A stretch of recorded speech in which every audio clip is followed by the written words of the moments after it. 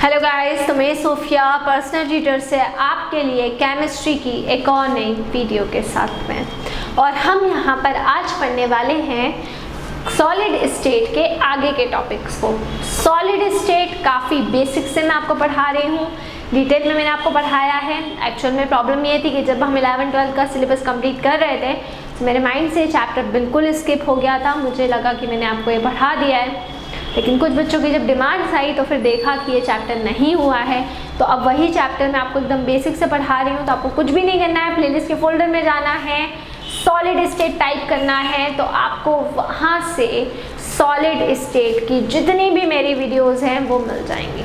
ठीक है, तो घर पर रहकर ही सॉलिड स्टेट पढ़िए, सॉलिड बनिए। ठीक है, चलिए अब आगे बढ़ते हैं। तो हम काफ़ी टॉपिक्स इसमें कवर अप कर चुके हैं, लाइक दैट हम क्रिस्टल लेटाइस क्या होता है, types of crystal lattice, unit cells कितने टाइप के होते हैं, उनका स्ट्रक्चर कैसा होता है, पैकेजिंग कैसे होती है, वॉइड्स क्या होते हैं, इन सबको हमने बेसिकली पढ़ लिया है।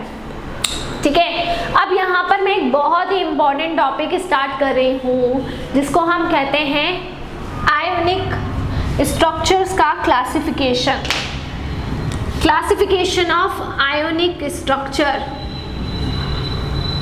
ठीक है, क्या पढ़ रहे हैं हम? क्लासिफिकेशन ऑफ आयोनिक स्ट्रक्चर, इसको हम डिटेल में डिस्कस करेंगे। चलिए, अब बोले क्रिस्टल में आयनिक स्ट्रक्चर कहाँ से हो गया? देखिए, आयनिक कंपाउंड्स का मतलब क्या होता है, या आयनिक क्रिस्टल का मतलब क्या होगा? आयनिक क्रिस्टल का मतलब होगा जिसमें आयंस एक दूसरे से, पॉजिटिव आयंस और नेगेटिव आयंस के एक अरेंजमेंट से हमको जो क्रिस्टल मिलता है उस क्रिस्टल को हम कहते हैं आयनिक स्ट्रक्चर बेसिकली। ठीक है, तो जो भी हमारा जो भी कैटायंस होते हैं या जो भी एनायंस होते हैं, तो कैटायंस और एनायंस इन दोनों के कॉम्बिनेशन से जो स्ट्रक्चर हमको मिलता है उसको हम बेसिकली क्या बोलते हैं? आयनिक क्रिस्टल बोलते हैं या आयनिक स्ट्रक्चर कहते हैं।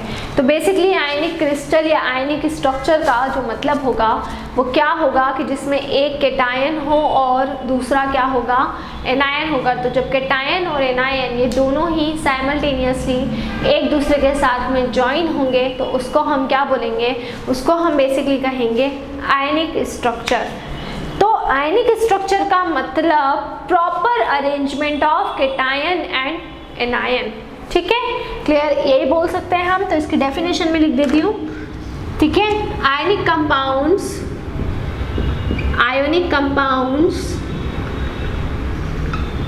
आर formed by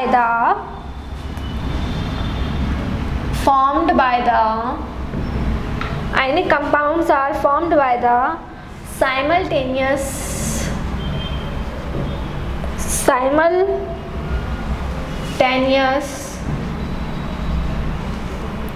arrangement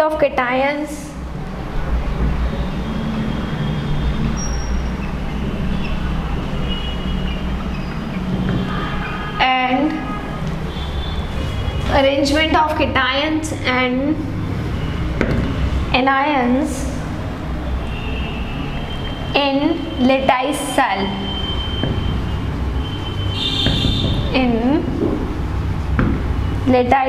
तो लेटाइस सेल के अंदर जो भी अरेंजमेंट होता है, चाहे वो कैटायन का अरेंजमेंट हो या फिर वो एनायंस का अरेंजमेंट हो, तो साइमल्टेनियस जो दोनों का अरेंजमेंट होता है, कैटायन का भी और एनायन का भी, उसको हम क्या कहते हैं? उसको हम कहते हैं आयनिक कंपाउंड्स। ठीक है, क्लियर? क्या बोलेंगे? आयनिक कंपाउंड्स बोलेंगे, या लेटाइस सेल या लेटाइस यूनिट सेल उसको हम कहते हैं। ठीक है, the larger of two species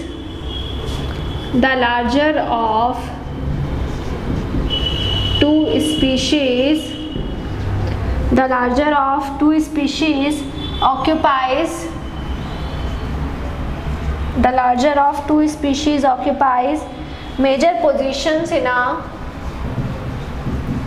major positions इन जो भी 2 स्पीसीज रहेंगे जो मेजर पोजीशन को ऑक्यूपाई करेंगे, major position in unit cell जो भी लार्जर रहेंगे, लार्जर केटायन और लार्जर एनायन अगर जो भी रहेंगे वो यूनिट सेल के अंदर मेजर पोजीशन को ऑक्यूपाई करेंगे, और जो स्मॉलर वन रहेंगे एंड स्मॉलर वंस, ठीक है, ऑक्यूपाई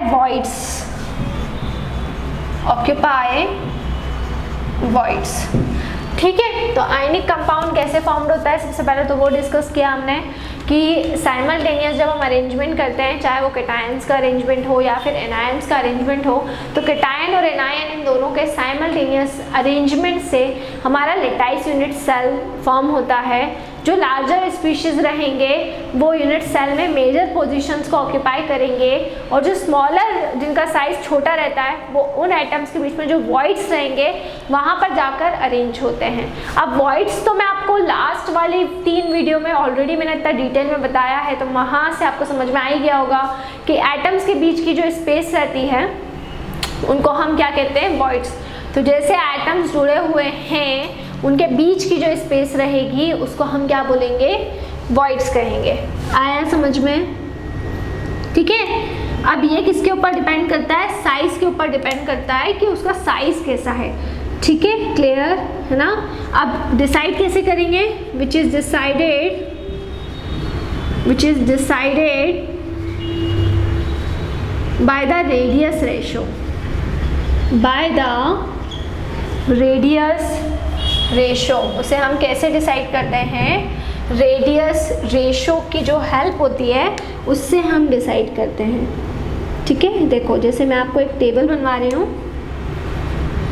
इसका फर्स्ट कॉलम रहेगा limiting radius ratio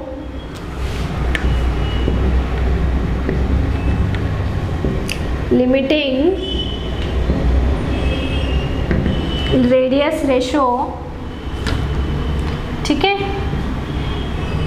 x is equals to r positive मतलब केटायन की रेडियस और r नेगेटिव मतलब एनायन की radius. So r positive by r negative, यहाँ आ जाएगा कोऑर्डिनेशन नंबर और यहाँ पर आ जाएगा शेप एग्जाम्पल, ठीक है। चलिए तो बात करते हैं लिमिटिंग रेडियस रेशो की। तो अगर x की वैल्यू ये वाला, इस x की वैल्यू लेस देन है 0.155 से, क्या होनी चाहिए, 0.155 से छोटी है मान लीजिए, है ना। तो यहाँ पर जो भी आपका रेडियस रेशो जो भी यहाँ पर वैल्यू रहेगी वो इसकी वैल्यू हो जाएगी 2। कोऑर्डिनेशन सॉरी यहाँ पे ये पूरा एक ही पार्ट आपका रहेगा,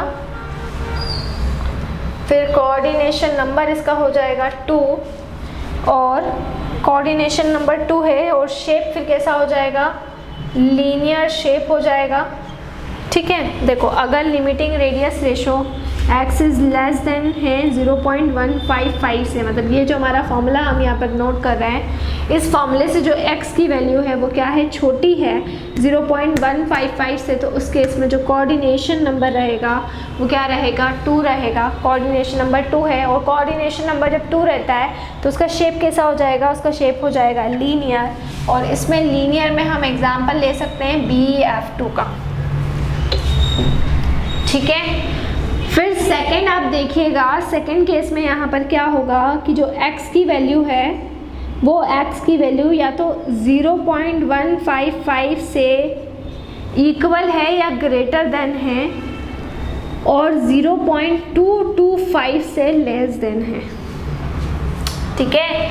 x की जो भी वैल्यू है वो 0.155 के या तो इक्वल हो गई या फिर क्या हो जाएगी, या तो इक्वल हो जाएगी या उससे बड़ी हो जाएगी। अभी यहाँ पे 0.155 से छोटी अगर है तो लीनियर रहेगा, लेकिन अगर 0.155 के बराबर है या ज़्यादा है और 0.225 से 0.225 से क्या है, छोटी है, तो उस केस में फिर कोऑर्डिनेशन नंबर कितना होगा, 3 होगा। और 3 के केस में जब कोऑर्डिनेशन नंबर 3 होता है, कोऑर्डिनेशन नंबर कैसे निकालते हैं, ये हमने केमिकल बॉन्डिंग में शेप्स वाला पार्ट बहुत अच्छे से किया हुआ है, तो आई डोंट थिंक सो कि आपको इसके अंदर कोई प्रॉब्लम होनी चाहिए। तो अगर कोऑर्डिनेशन नंबर 3 है तो डेफिनेटली जो शेप रहेगा वो कैसा रहता है, ट्राइगोनल प्लेनर रहता है,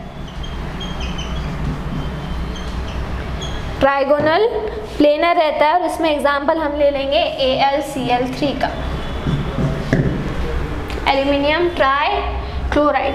चलिए थर्ड बात करते हैं हम, 0.225 हम यहाँ पर ले लेते हैं और इसकी वैल्यू आप देखो यहाँ पर जो x की वैल्यू है वो 0.225 के या तो बराबर है या फिर उससे छोटी है, या तो 0.225 से छोटी है, सॉरी x की वैल्यू या तो उससे बड़ी है, x की वैल्यू 0.225 से, या बराबर है। पहले केस में छोटी थी, अब क्या होगा, अगर या तो 0.225 आ गया या उससे बड़ी वैल्यू आ गई और लेस देन हो जाएगी 0.414 से, तो इन दोनों के बीच में होना चाहिए 0.225 के बराबर या उससे बड़ी, और 0.414 से क्या हो जाएगी, 0.414 से छोटी हो जाएगी, तो कोऑर्डिनेशन नंबर हो जाएगा 4। और जब कोऑर्डिनेशन नंबर 4 हो जाएगा तो टेट्राहेड्रॉन इसका टाइप होगा, टेट्राहेड्रॉन इसका टाइप होगा, और एग्जाम्पल आ जाएगा इसके अंदर जिंक सल्फाइड का। तो टेट्राहेड्रॉन हो गया है शेप, उसका शेप क्या हो जाएगा, शेप हो जाएगा उसका टेट्राहेड्रॉन। और एग्जाम्पल में हम ले लेंगे किसको, जिंक सल्फाइड को हम यहाँ पर ले लेंगे। फिर आगे हम बात कर लेते हैं नेक्स्ट, तो 0.414 less than and equal to greater than and equal to x, ठीक है, and then less than to 0.732। अब इसका मतलब क्या हुआ कि x की जो भी वैल्यू है वो 0.414 से कैसी है, 0.414 से बड़ी है, 0.414 से क्या है, बड़ी है। x की जो भी वैल्यू है वो 0.414 से बड़ी है, ठीक है, क्लियर। तो उस केस में और 0.732 से छोटी है, तो कोऑर्डिनेशन नंबर कितना हो जाएगा, 6 हो जाएगा, ठीक है। तो डेफिनेटली जब कोऑर्डिनेशन नंबर 6 होता है तो शेप कैसा होता है, ऑक्टाहेड्रॉन। कौन सा होता है, ऑक्टाहेड्रॉन। और इसमें आ जाएगा आपका NaCl, सोडियम क्लोराइड, ठीक है। आगे हम बढ़ते हैं, अगर वैल्यू 0.732 के बराबर है x की, मतलब रेडियस रेशो 0.732 के तो बराबर है या उससे ज़्यादा है ना, और 0.999 से छोटी है वैल्यू, सो उस केस में फिर हो जाएगा कोऑर्डिनेशन नंबर 8 और बॉडी सेंटर्ड क्यूबिक बन जाएगा ये, बॉडी सेंटर्ड क्यूबिक ये यहाँ पर बन जाएगा, ठीक है। और इस केस में हम इसको ले लेंगे CaCl, सेशियम क्लोराइड, इसका एग्जाम्पल हो जाएगा, ठीक है, क्लियर। अब इन्हीं रेडियस रेशो के बेसिस पे हम जो क्रिस्टल लेटाइस होता है उसको 5 कैटेगरी के अंदर क्या करते हैं, डिवाइड करते हैं, 5 कैटेगरी के अंदर डिवाइड कर रहे हैं। तो ये देखिए जो 5 कैटेगरीज हमने यहाँ पर पढ़ी है, linear, trigonal planar, tetrahedron, octahedron and body centred cubic, इन्हीं रेडियस रेशो के बेसिस पे इन आयनिक स्ट्रक्चर को हम क्या करते हैं, क्लासीफाई करते हैं। तो 1 बाय 1 करके, एक एक करके मैं आपको जितने भी इसके टाइप्स हैं, 5 टाइप्स हमारे आयनिक स्ट्रक्चर के, वो मैं आपको यहाँ पर अब बताने वाली हूँ। और नेक्स्ट वीडियो में हम पूरा आयनिक स्ट्रक्चर के बारे में डिस्कशन करेंगे। सो इसी तरह से जुड़े रहिए हमारे साथ में, वीडियोस को लाइक करते रहिए, चैनल को सब्सक्राइब करना ना भूलें। कोई भी डाउट, कोई भी क्वेरी हो उसे आप कमेंट बॉक्स में डाल सकते हैं। और अगर आप हमसे ऑनलाइन होम क्लासेस पढ़ना चाहते हैं सो हम आपको ऑनलाइन होम क्लासेस की फैसिलिटी भी प्रोवाइड कर रहे हैं। हमसे ऑनलाइन होम क्लासेस पढ़ने के लिए डिस्क्रिप्शन में जाकर सारी डिटेल्स ले लें और हमसे कांटेक्ट करें। घर पर रहें, सुरक्षित रहें, बाहर ना निकलें, बहुत ज़रूरी हो तो ही बाहर निकलें। Stay home, stay safe and study hard. दूसरी चीज़, आप कोई भी डाउट, कोई भी क्वेरी, कोई भी प्रॉब्लम हो तो बिल्कुल आप उसे कमेंट सेक्शन में डाल सकते हैं। और मैंने आपको सॉलिड स्टेट पूरा कंप्लीट करवा दिया है, ठीक है। तो सॉलिड स्टेट के जितने भी आपके टॉपिक्स हैं वो सारे के सारे टॉपिक्स को आप स्टार्टिंग से पढ़ेंगे तो आपको काफ़ी बेहतर तरीके से समझ में आएगा। सो प्लेलिस्ट के फोल्डर में जाकर सॉलिड स्टेट टाइप करना है और मेरी सॉलिड स्टेट की सारी वीडियोस को वहाँ से देख सकते हैं आप। और कोई भी आपको क्वेरी आती है तो आप बिल्कुल कमेंट बॉक्स में डालें। घर पर रहें, सुरक्षित रहें, बाहर ना निकलें, बहुत ज़रूरी हो तो ही बाहर निकलें। Stay home, stay safe and study hard. Thank you so much.